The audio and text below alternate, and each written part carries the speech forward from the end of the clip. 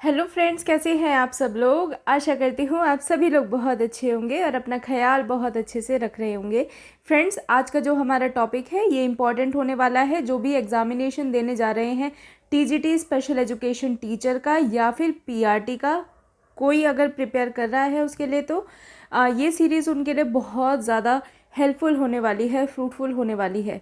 Friends, हम लोग mental disabilities या फिर इंटेलेक्चुअल डिसेबिलिटीज़ के बारे में बहुत सुनते हैं, बहुत बातें करते हैं।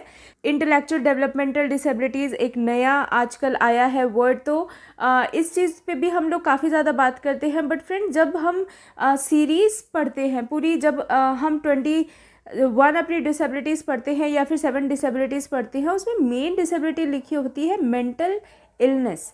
ठीक है, मेंटल इलनेस लिखी होती है, जिसको हम नेगलेक्ट करते हैं। थोड़ा सा पार्ट पढ़ते हैं और नेगलेक्ट कर देते हैं, और फिर भी हमें इसमें हमारी जो एग्जामिनेशन है मेंटल इलनेस से रिलेटेड हमें 3 से 4 या फिर ज़्यादा भी क्वेश्चंस देखने के लिए मिल जाते हैं फ्रेंड्स। तो इसी वजह से मैंने ये आपकी जो डिसेबिलिटी सीरीज़ है, ताकि आप इस वाले टॉपिक को अच्छे से समझ सके और अच्छे से पढ़ सके और अपने एग्जामिनेशन तक इससे रिलेटेड जितने भी डाउट्स हैं वो पूछ सके, तो ये मैंने पहले ही डाल दिया है। हेयरिंग इम्पेयरमेंट, विजुअल इम्पेयरमेंट, ये सब चीज़ें आप लोगों को पता है, ठीक है। बट जो अब की बार आपको मेन चीज़ें याद रख के जानी है, जो आपको अपने स्ट्रॉन्ग पॉइंट बनाना है, जो दूसरों को ना पता हो बट आपका एक वेपन की तरह वो यूज़ हो, तो वो सब चीज़ें आप लोग स्ट्रॉन्ग करके जाइए। और उसी चीज़ पे आज की ये वीडियो है। बाइलिंगुअल होगी वीडियो, तो हिंदी वाले भी बिल्कुल टेंशन ना ले, ठीक है। वीडियो कंप्लीट देखना ताकि आपकी कोई भी इंफॉर्मेशन ना छूटे, ठीक है फ्रेंड्स। तो चलिए आइए शुरू करते हैं। मेंटल इलनेस होती क्या है। देखिए, सबसे पहली बात तो इंटेलेक्चुअल डिसेबिलिटीज से बहुत चीज़ ये अलग है फ्रेंड्स। मेंटल इलनेस जो होती है, मानसिक बीमारियां जो होती है, उसको हम सीधा सीधा नहीं जोड़ सकते हैं किससे, इंटेलेक्चुअल डिसेबिलिटीज से या फिर मानसिक मंदता से, ठीक है। इलनेस अलग है, बीमारियां अलग है। बीमारी क्या होती है, बीमारियां ठीक हो सकती हैं, ये बात आप ध्यान रख के चलिएगा अभी से ही। बीमारियां ठीक हो सकती हैं, किस किस के सहारे से ठीक हो सकती हैं वो हम आगे इस वीडियो में डिस्कस करेंगे। पर सबसे पहली बात आप यही समझ के चलिए कि देखिए, मेंटल रिटार्डेड अगर कोई बच्चा हुआ है, नहीं ठीक हो सकता, ठीक है। उसके बिहेवियर चैनलाइज हो सकता है बट वो ठीक नहीं हो सकता। इंटेलेक्चुअल डिसेबिलिटी अगर किसी बच्चे को है तो फ्रेंड्स उसके ऊपर काम किया जा सकता है, बट पूर्ण तरीके से ठीक नहीं हो सकता। बट फ्रेंड्स, जहाँ पर बात आती है मेंटल इलनेस की, मतलब कि मानसिक बीमारियों की, तो यहाँ पर ये क्योर किया जा सकता है, ठीक किया जा सकता है, ठीक है फ्रेंड्स। तो ये बात आप ध्यान रखिएगा, मेंटल इलनेस काफ़ी अलग है रिटार्डेशन से या फिर इंटेलेक्चुअल डिसेबिलिटीज से। समझ गए, आगे चलते हैं। Also called mental health disorders, इसको हम बोलते हैं मेंटल हेल्थ डिसऑर्डर्स भी। Refers to a wide range of mental health condition. इसमें क्या इंक्लूड है, वाइड रेंज, बहुत ज़्यादा रेंज है इसमें किसी मेंटल हेल्थ कंडीशन की। इसमें अभी हम लोग डिस्कस करेंगे, काफ़ी सारी मेंटल हेल्थ कंडीशंस भी इसमें आती है, डिसऑर्डर्स इसमें आते हैं दैट अफेक्ट योर मूड, जो कि अफेक्ट करते हैं आपके मूड को, थिंकिंग को, बिहेवियर को। आगे पढ़ लेते हैं ताकि हिंदी वालों को भी दिक्कत ना हो। मानसिक बीमारियां, जिसे मानसिक स्वास्थ्य विकार भी कहा जाता है, मानसिक बीमारियां जिसे मानसिक स्वास्थ्य विकार भी कहा जाता है, ठीक है। आगे पढ़ते हैं। विकार जो अपने मनोदशा, सोच और व्यवहार को प्रभावित करता है, ठीक है। ऐसा विकार है ये जो आपकी सोच को प्रभावित करता है, जो आपके व्यवहार को प्रभावित करता है, ठीक है, जो आपकी मनोदशा को प्रभावित करता है। देखिए, सोच तो हमारी भी बदलती रहती है, ज़िंदगी भर बदलती रहती है। इसका मतलब ये नहीं है हम एक ही सोच को लेकर पैदा हुए और एक ही सोच के साथ हम पूरी ज़िंदगी व्यतीत कर देंगे, नहीं, हमें जीवन के साथ बदलना पड़ता है। तो इनकी सोच, इलनेस, इल कब हो जाते हैं ये, जब इनकी सोच ज़्यादा ही अफेक्ट होने लग जाए, ठीक है, ज़्यादा ही प्रभावित होने लग जाए इसकी कंडीशन की वजह से, ये होती है मेंटल इलनेस।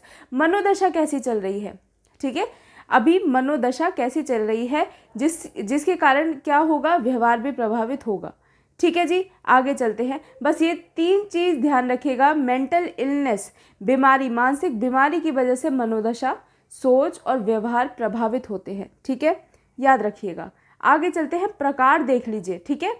इसके प्रकार देख लीजिए क्या क्या होते हैं। सबसे पहला होता है स्ट्रेस, ठीक है, स्ट्रेस हमारा मेंटल इलनेस है, ठीक है। अब आप बोलते हैं आजकल के काम में या फिर यार रिजल्ट नहीं आ रहा है, हमारा एग्जामिनेशन नहीं निकल रहा है, हमें बहुत स्ट्रेस हो रहा है। नहीं, अगर यही चीज़ बिल्डअप होती चली गई ना, आज इस पेपर के लिए स्ट्रेस लेंगे, फिर हमारे डॉक्यूमेंट वेरिफिकेशन हो रहे हैं नहीं हो रहे हैं, फिर रिजल्ट आ रहा है नहीं आ रहा है, फिर हमें जॉइनिंग मिल रही है नहीं मिल रही है, ये स्ट्रेस इतना बिल्डअप होता चला जाता है कि ये बीमारी में बदल जाता है।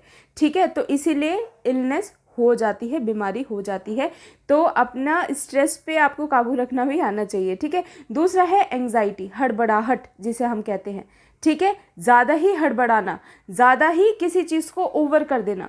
यार ये कैसे हुआ, ये हुआ तो कैसे हुआ, ये ऐसे होना चाहिए था, ये वैसे होना चाहिए था। कुछ भी अच्छा होने से पहले घबराहट हो जाने लगना, कुछ भी बुरा हो गया तो बहुत ही ज़्यादा घबराहट हो जाने लगना। ठीक है।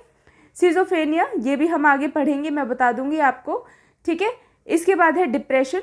जैसे कि आप लोग जानते हैं डिप्रेशन के काफ़ी ज़्यादा कारण हो सकते हैं, काफ़ी सारे कारण हो सकते हैं डिप्रेशन के भी, तो डिप्रेशन भी एक हमारी इलनेस है।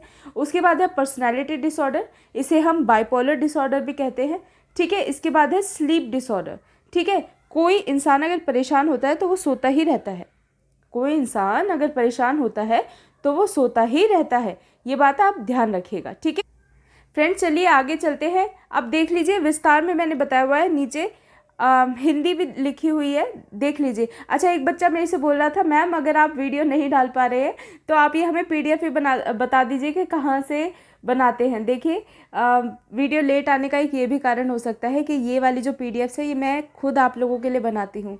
ठीक है, इसमें काफ़ी टाइम देना पड़ता है, समय देना पड़ता है, काफ़ी ज़्यादा रिसर्च होती है और उसके बाद एक कॉन्क्लूजन फॉर्म में आपके सामने रखा जाता है। और आप ये चीज़ देखेंगे भी, महसूस भी करेंगे कि जितना एक टॉपिक के बारे में इन्फॉर्मेशन आपको हमारे चैनल पे ड्रीम स्पेशल पे दी जाती है, ऐसी इन्फॉर्मेशन आपको और किसी भी स्पेशल चैनल हो या फिर कोई नॉर्मल टीचिंग चैनल हो उस पर नहीं दी जाएगी। ठीक है, आज भले ही छोटा हो हमारा चैनल, बट बेस्ट से बेस्ट देने की आज भी कोशिश की जा रही है और बेस्ट से बेस्ट देने की हमेशा कोशिश की जाएगी।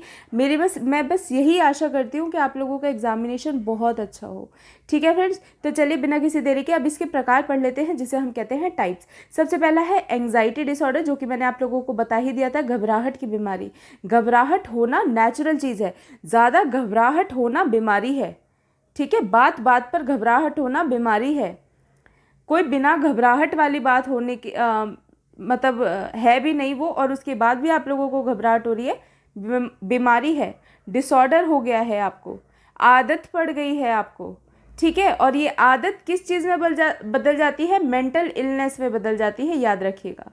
ठीक है, इसके बाद है डिप्रेशन। ठीक है, डिप्रेशन मैंने आप लोगों को बताया, रिजल्ट नहीं आया, रिजल्ट में हमारा नंबर नहीं आया, डिप्रेशन हो गया। ठीक है, आपको अपने ऊपर विश्वास नहीं होता है, बच्चों को डिप्रेशन हो जाता है। ठीक है, कुछ कुछ बच्चे तो डिप्रेशन में अपनी जान भी दे देते हैं, हमने ऐसे काफ़ी सारे केसेस सुने हैं, ये बहुत रियल सी बात है। ठीक है, शर्मिंदा होने वाली भी बात है कि स्टूडेंट लाइफ में वो इतना भी स्ट्रेस नहीं ले पाते हैं कि वो छोटी छोटी बातों पे डिप्रेशन ले लेते हैं। ठीक है, किसी को किसी चीज़ का डिप्रेशन होता है, किसी को फैमिली रिलेटेड डिप्रेशन होता है, बट डिप्रेशन लास्ट में क्या बन जाता है, मेंटल इलनेस, अगर ये ज़्यादा समय तक चल जाए तो। बाइपोलर डिसऑर्डर क्या होता है, बाइपोलर फ्रेंड्स एक चीज़ और मैं आप लोगों को बताना चाहूँगी, मेरी हिंदी बिल्कुल भी अच्छी नहीं है, मेरी जो जितनी भी पढ़ाई हुई है वो सारी की सारी इंग्लिश में थी, तो आई एम वेरी सॉरी अगर कहीं पर भी हिंदी में कुछ भी छोटी मोटी गलती हो जाए तो उसके लिए मुझे क्षमा कीजिएगा। ठीक है, तो फ्रेंड्स बाइपोलर डिसऑर्डर को क्या बोलते हैं, दो ध्रुवी विकार बोलते हैं। ठीक है फ्रेंड्स, अब इसमें क्या होता है फ्रेंड्स, इसमें बहुत जल्दी जल्दी मूड स्विंग्स होते हैं। ठीक है, देखिए एक तो चीज़ बहुत नेचुरल है कि लड़कियों के मूड स्विंग्स होते हैं, ऐसा माना जाता है, बट फ्रेंड्स बाइपोलर डिसऑर्डर किसको होता है, जिसके बहुत फ्रीक्वेंट डिसऑर्डर में मतलब फ्रीक्वेंट एक तरीके से उसके मूड स्विंग्स होते हैं। अभी 2 मिनट पहले हंस रही थी, अब एकदम से रोने लग गई, हंसते हंसते रोने लग गई। ठीक है, आज रो रही है, उसके बाद स्ट्रेस इतना ले लिया कि बहुत लंबे समय तक चल रहा है। कभी उसका मन किया कि मैं खेलूं और खेलते खेलते मारना शुरू। ठीक है, तो क्या है, हर तरीके के मूड स्विंग होने लग जाते हैं और बहुत जल्दी जल्दी होने लग जाते हैं। ठीक है, तो जिसको भी बहुत ज़्यादा मूड स्विंग्स होने की प्रॉब्लम है वो अपना इसका चेकअप ज़रूर कराए बाइपोलर डिसऑर्डर का, ठीक है। ये कोई इतना ड्रास्टिक डिसऑर्डर नहीं है कि इसको ठीक नहीं किया जा सकता। ये सारे ही जो जितने भी हम इलनेस पढ़ रहे हैं ये सारे ही ठीक किए जा सकते हैं, बट आपको ये चीज़ याद रखनी पड़ेगी क्योंकि आपने 2017 एक पेपर हुआ था उसमें भी आपने देखा होगा बाइपोलर डिसऑर्डर का एक क्वेश्चन आया था, ठीक है फ्रेंड्स। तो उसमें क्या था कि बाइपोलर डिसऑर्डर किस चीज़ का मतलब कौन सी कैटेगरी में आती है, डिसेबिलिटी में आती है, तो हम लोग क्या लिखते हैं, मेंटल इलनेस में आती है, ठीक है। बाइपोलर डिसऑर्डर भी किसका एक टाइप है, मेंटल इलनेस का एक टाइप है, ठीक है जी। आगे चलते हैं। पोस्ट ट्रॉमेटिक स्ट्रेस डिसऑर्डर, देखिए अभिघात के बाद का तनाव विकार। देखिए कुछ भी ट्रॉमेटिक आपकी लाइफ में हो गया है, कुछ लोग अपने जैसे कि कोरोना टाइम पे काफ़ी लोगों ने अपने फैमिली मेम्बर्स को खोया है। आई एम वेरी सॉरी अगर मैं किसी की पर्सनल फीलिंग्स हर्ट कर रही हूँ इस टाइम पे ये जिक्र करके, बट येस काफ़ी सारी फैमिलीज़ के साथ ऐसा हुआ है कि उन्होंने अपनी फैमिली बहुत डियर वंस को खोया है।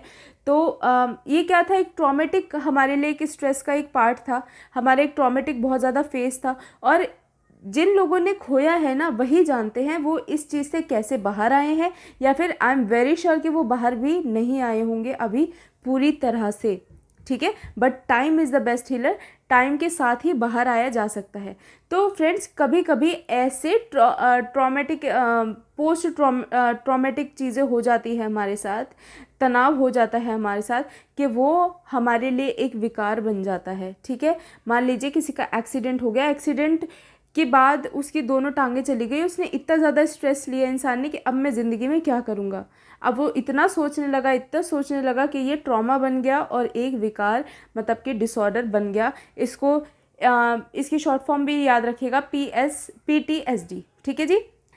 अब क्या है सिजोफ्रेनिया, इसके बारे में मैंने आप लोगों को बताया था ऊपर भी, ये एक हमारा टाइप है, एक प्रकार का मानसिक विकार, ठीक है। अच्छा देखिए सिजोफ्रेनिया है, हिंदी में भी सिजोफ्रेनिया ही लिखा आता है, ठीक है। इसका कोई हिंदी शब्द मेरे को मिला नहीं तो इसलिए मैंने डाला भी नहीं, बट ऐसे ध्यान रखिए कि एक प्रकार का मानसिक विकार है ये सिजोफ्रेनिया में होता क्या है कि आप किसी भी नॉन रियलिस्टिक चीज़ को रियल मानने लगते हैं, उससे बातें करने लगते हैं, आपका बिहेवियर अलग हो जाता है, आपको लगता है बैठे बैठे भूकंप आ रहा है, ठीक है, आप मरने वाले हो, ऐसे ऐसे ख्याल चलते हैं जो कि रियल वर्ल्ड से बिल्कुल हटके हैं, जिसे हम कहते हैं इमेजिनेटिव वर्ल्ड, ठीक है। इमेजिन कर रहे हो आप बैठे बैठे कुछ भी, ठीक है। इस वाली बीमारी में क्या होता है कि आप अपने घर वालों का ही चेहरा भूल जाते हो, उन्हें अजनबी बताने लगते हो, उन्हें बताते हो कि आप तो अनजान हैं, हम आपको नहीं जानते हैं, ठीक है। अभी किसी रास्ते से आए हो और अभी उस रास्ते के बारे में भूल गए,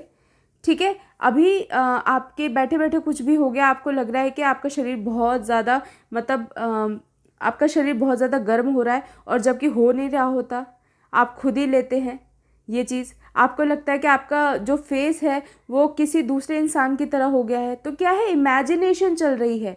और ये जब इमेजिनेशन सभी इंसानों की चलती है, बट ये इमेजिनेशन जब ज़्यादा लंबे समय तक आपके साथ ये चलता रहता है तो ये साइन है कि आपको सिजोफ्रेनिया हो सकता है या फिर है, चाहे वो इनिशियल स्टेज में हो चाहे वो मिड स्टेज में हो, ठीक है, किसी भी स्टेज में हो, ये एक साइन हो सकता है कि आपको सिजोफ्रेनिया हो सकता है।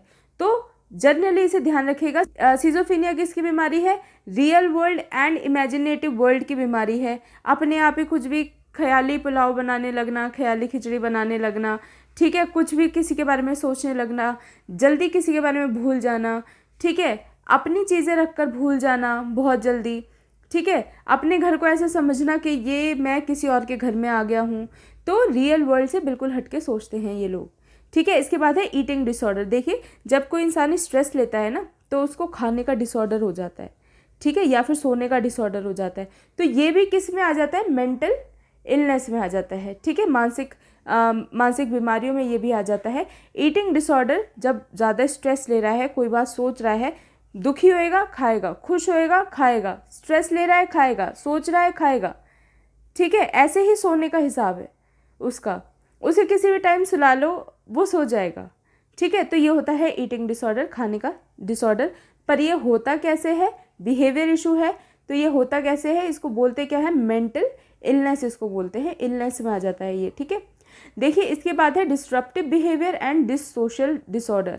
देखिए असामाजिक विकार हो जाता है, आप बिल्कुल समाज से कट के रहने लगते हैं, आपको समाज में क्या चल रहा है, बाहर के लोग कैसे हैं, आप इंट्रोवर्ट, आपका नेचर इतना ज़्यादा हो जाता है कि आप बाहर जाना ही नहीं चाहते, आपको आपके कमरे में ही रहना है, कमरे में भी लिमिटेड चीज़ों के साथ रहना है, ठीक है। आप अपनों से ही बात नहीं करना चाहते हैं, ठीक है। आप बिल्कुल ही सामाजिक तौर से बिल्कुल कट चुके हैं, ठीक है, बिल्कुल हट चुके हैं, इस चीज़ को आप ध्यान रखिएगा। और भी न्यूरो डेवलपमेंटल डिसऑर्डर होते हैं जो कि मतलब तंत्रिका विकास संबंधी विकार भी होते हैं, जो कि आपके ब्रेन में कभी चोट लगने से हो गए या फिर गर्भ से ही आए हैं, कुछ ऐसा मानसिक रूप से कोई भी एक ऐसी चीज़ है जो कि आपकी जेनेटिक चलती आ रही है, ठीक है। ऐसी कोई बीमारी है जो कि जन्म से चली है, आपके माता में भी थी, पिताजी में भी थी, ऐसी दिमाग की सोच या फिर ऐसी सोच के भी फॉर एग्जांपल, चलो इसे एक एग्जांपल से समझते हैं। एक किसी के पेरेंट्स थे, ठीक है, उनके घर में एक बच्चा हुआ, उनके जो पिता थे उनको चोरी की आदत थी, अल्कोहलिक थे बहुत ज़्यादा, और जिसके कारण उनका जो बच्चा है उसे अल्कोहल का काफ़ी फ़र्क हुआ उन पर, और उनकी माता भी अल्कोहलिक थी। अब अल्कोहल वो लेती थी तो उसके क्या है, दिमाग जो है वो इतना विकसित नहीं हो पाया, पर शायद वो पढ़ाई में नहीं चल रहा हो पाया, पर शायद वो सामाजिक ना हो, तो इस तरीके की दिक्कतें आ जाती हैं, न्यूरो डेवलपमेंटल डिसऑर्डर इसे बोलते हैं, ठीक है। और ये कुछ ऐसे भी हैं जो समय के साथ साथ आगे चलती हैं। अब लक्षण आपको लोगों को क्या क्या दिखेंगे, लक्षणों से भी काफ़ी क्वेश्चंस आपके सामने देखे जा सकते हैं। एक इंसान जिसको ये मेंटल इलनेस होनी शुरू हुई है या शुरू हो रही है, उसको फीलिंग सैड और डाउन, उदास महसूस करना, और ये उदास महसूस करना सिर्फ कुछ एक समय के लिए नहीं है, 24 घंटे बीत गए, उसके बाद 24 घंटे बीत गए, उसके बाद मतलब कि दिन प्रतिदिन, ठीक है, दिन प्रतिदिन आपकी सैडनेस जो है वो बढ़ना, सैड रहना शुरू करना, डाउन रहना शुरू करना, इनएक्टिव रहना शुरू करना, ठीक है। इनएक्टिव मतलब आप कोई एक्टिविटी नहीं कर रहे हैं, ऐसी चीज़ रहना शुरू करना साइन है बहुत बड़ा। इसके बाद कंफ्यूज्ड थिंकिंग और रिड्यूस्ड एबिलिटी टू कॉन्सेंट्रेट। देखिए आप क्या करेंगे, जो आपकी जो सोच है, ठीक है, आप जो सोच रहे हैं, जो आप ध्यान लगा रहे हैं, उसकी जो पावर है वो कम हो जाएगी, अच्छे से सोच नहीं पाएंगे, कन्फ्यूजन में रहेंगे और कंसंट्रेट एक जगह पर नहीं कर पाएंगे। एक इंसान नॉर्मली कितना कंसंट्रेट कर सकता है, उससे आप आधा भी नहीं कर पाएंगे। क्या दिक्कत है, मेंटल इलनेस की प्रॉब्लम हो सकती है। एक्सेसिव फियर और वरी, ज़्यादा ही डरना, चिंता करना, ठीक है, भय करना, कोई छोटी सी चीज़ आ गई डर गए, ठीक है, कोई चिंता की बात आई डर गए, किसी परिस्थिति, कोई लाइफ की ऐसी परिस्थिति है उसे लड़ने की बजाय उसे डर गए, ये भी क्या है, मेंटल इलनेस में आती है। एक्सट्रीम फीलिंग ऑफ गिल्ट, मतलब कि अपराध बोध की अत्यधिक भावना, ठीक है, अपराध बोध की अत्यधिक भावना, ये भी क्या होती है भाई, मेंटल इलनेस में ये चीज़ बदल जाएगी। ज़्यादा ही डरना, ज़्यादा एक्सट्रीम फीलिंग्स रखना, ज़्यादा ही फीलिंग्स रखना, ज़्यादा ही गिल्ट अपने आप में महसूस करना, अरे यार मैंने मारा तो मैंने क्यों मार दिया, मैं सोच रहा हूँ तो क्यों सोच रहा हूँ, मेरा शरीर ठीक नहीं है, मैं अच्छा नहीं दिख रहा हूँ, ठीक है, ये सारी चीज़ भी क्या है, फीलिंग ऑफ गिल्ट, ठीक है। अपराध बोध, अपने आप को अपराधी ठहरा लेना हर एक चीज़ में, गलती किसी की भी हो, अपराधी आप ही हो, ठीक है, ऐसा सोच लेना, ठीक है जी। किस में आता है, मेंटल इलनेस। देखिए इसके बाद है extreme mood changes of highs and lows, ठीक है। अगर एक्सट्रीम मूड चेंज होगा, लो अगर उसका मूड ज़्यादा रहने लगा है तो वो किस में बदल जाएगा, डिप्रेशन में। याद रखिएगा, मूड अगर ज़्यादा चेंज हो रहा है किस में, लो तरफ, मतलब कि ज़्यादा चुप रहने लगा है, तो वो चुप रहना किस में बदल जाएगा, डिप्रेशन में, जो कि हमारी किसकी भी टाइप है, मेंटल इलनेस की टाइप है। और अगर हाई हो जाएगा, ठीक है, अगर हाई हो जाएगा तो इसको हम बोलते हैं बाइपोलर डिसीज़, ठीक है, बाइपोलर, ठीक है जी, जो हम ऊपर पढ़ के आए हैं अभी। याद रखेंगे, लो होगा तो डिप्रेशन, हाई होगा तो बाइपोलर। याद रखिएगा, ज़्यादा ही मूड स्विंग्स होना। Withdrawal from friends and activities, वही जो मैंने आपको बताया कि दोस्तों और गतिविधियों से पीछे हटना, ठीक है, बिल्कुल ही अपने आप को इंट्रोवर्ट कर लेना, सबसे कट के रहना, ठीक है। इसके बाद है सिग्निफिकेंट टायर्डनेस, लो एनर्जी और प्रॉब्लम स्लीपिंग, सो नहीं पाते हैं, लो एनर्जी रहती है, टायर्डनेस थकान रहती है, ये भी एक है। डिटैचमेंट फ्रॉम रियलिटी, मतलब कि डिल्यूजन में रहना, ज़्यादा रियलिटी से बिल्कुल ही अलग, वास्तविकता जो होती है उससे बिल्कुल ही अलगाव रहना या फिर भ्रम में ज़्यादा रहना, ठीक है। देखिए इसके बाद है पैरानोआ और इसके बाद है हेल्यूसिनेशन, ठीक है। देखिए साफ सीधी लाइन बोल रहा है कि रियलिटी से बिल्कुल ही अलग रहना, ठीक है, मति भ्रम हो जाना, ठीक है, किसी भी की भी मति भ्रम हो जाना, कि कोई बात समझा रहा है उसको ना समझना, अपनी ही मन की करना, ठीक है, ये सब भी होती है। Inability to cope with daily problem और स्ट्रेस। देखिए हम, जैसे कि मैंने आप लोगों को बताया, हमें भी स्ट्रेस होता है, पर हम क्या करते हैं, हमें भी प्रॉब्लम्स की वजह से स्ट्रेस होता है, बट हम क्या करते हैं, कोप अप कर लेते हैं, किसी अदर एक्टिविटीज़ में लग जाते हैं, और हम सोच लेते हैं लास्ट में कि यार ऐसे तो काम नहीं चलने वाला है, हमें कुछ ना कुछ करना पड़ेगा, ठीक है। ये क्या होते हैं, ये असामान्य हो जाते हैं, ये कोप अप कर ही नहीं पाते, निपटा पाते ही नहीं है, किसको, प्रॉब्लम को, स्ट्रेस से निपट नहीं पाते हैं ये लोग, इनको समझ नहीं आता कि क्या करना चाहिए क्या नहीं करना चाहिए। ट्रबल अंडरस्टैंडिंग, देखिए trouble understanding and relating to situation and to people. देखिए कि ये किसी सिचुएशन अगर कोई है, किसी की, मान लीजिए किसी की मृत्यु हो गई है, ये उस सिचुएशन को नहीं समझ पाएंगे, ये उसमें अलग ही मूड अपना दिखाएंगे, ठीक है, इनकी अलग ही दुनिया रहेगी, ठीक है।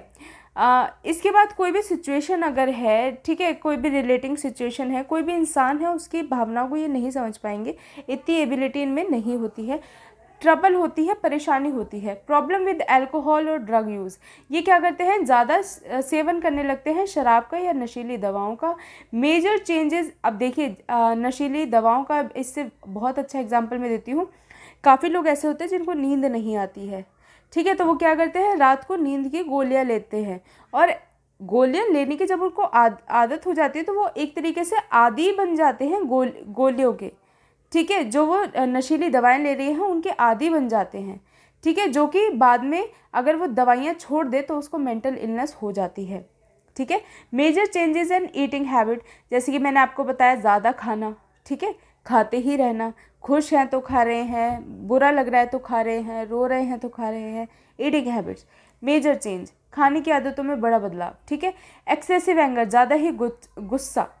हॉस्टिलिटी, हॉस्टिलिटी किसको कहते हैं, शत्रुता को, ज़्यादा ही शत्रुता दिखानी या फिर हिंसा दिखानी, ठीक है जी। सुसाइडल थिंकिंग, मैं मर जाऊंगा, मैं मर जाऊंगी, क्या मैं मर जाऊं, ऐसी ऐसी तरीके की भावनाएं उनमें आना।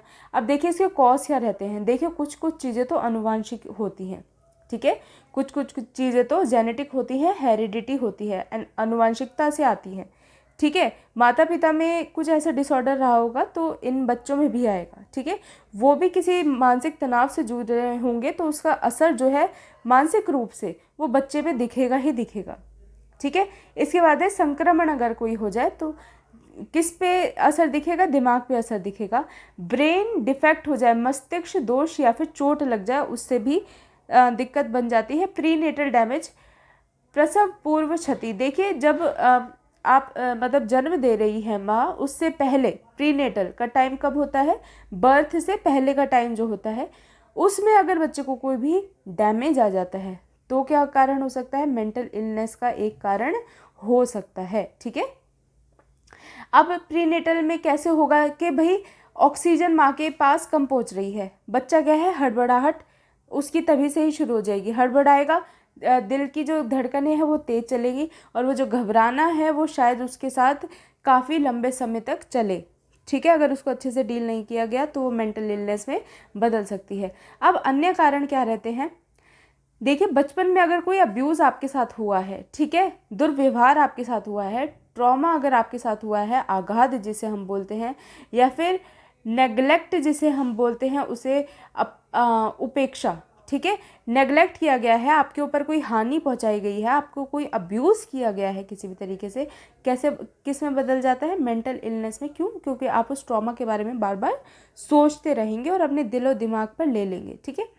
सोशल आइसोलेशन और लोनलीनेस, अगर आप ज़्यादा आइसोलेटेड हैं, इंट्रोवर्ट हैं, आप अकेले रहना पसंद करते हैं, ये अकेला रहना आपको आज तो ठीक है, बट ये अगर लॉन्ग टर्म तक चला, जब आपको एक साथी की ज़रूरत होती है, बात करने की ज़रूरत होती है, किस में बदल जाएगा, मेंटल इलनेस में बदल जाएगा।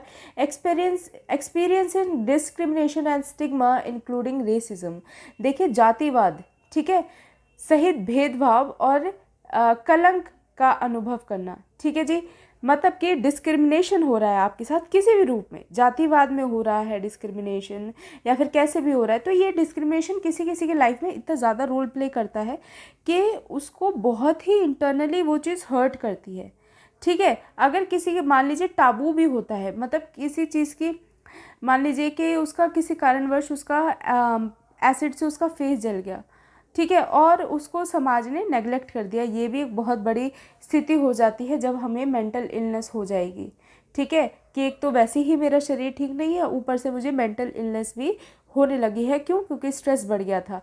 इसके बाद है सोशल डिसएडवांटेज, पॉवर्टी और डेप्थ। देखिए सामाजिक नुकसान, गरीबी या कर्ज हो जाना, ये भी एक मेंटल इलनेस का बहुत बड़ा कारण है, ठीक है। Losing someone close to you, अपने करीबी को खो देना, ठीक है। सीवियर और लॉन्ग टर्म स्ट्रेस, जो कि मैंने आपको बताया था, ठीक है। गंभीर या दीर्घकालिक तनाव, having a long term physical health condition, लंबे समय से शरीर स्वास्थ्य की स्थिति होना, ठीक है। मतलब कि long term physical health issues अगर आपको रह रहे हैं, आप ठीक ही नहीं रह पा रहे हैं, एक के बाद एक बीमारियां लगती जा रही हैं, तो ये भी एक स्ट्रेस का एक कारण है, ठीक है। मेंटल इलनेस हो सकती है। प्रिवेंशन क्या रहेगी, सफिशिएंट स्लीप लें, पूरी 8 घंटे की नींद, जिस एक नॉर्मल हेल्दी मनुष्य को जितनी बताई गई है उतनी स्लीप लें। हेल्दी फूड खाएं। Regular physical activities are important. देखिए रेगुलर, अपनी नियमित रूप से, ठीक है, शारीरिक कोई भी अगर आप गतिविधि कर सके तो इससे बेटर कोई भी चीज़ ही नहीं है। इसके अलावा अगर मैं कहना चाहूँ कि ज़्यादा से ज़्यादा अपनों के साथ अपनी बातें शेयर कीजिए, जिस पे आप ट्रस्ट करते हैं उनके साथ अपनी बातें जितनी भी हैं वो शेयर कीजिए।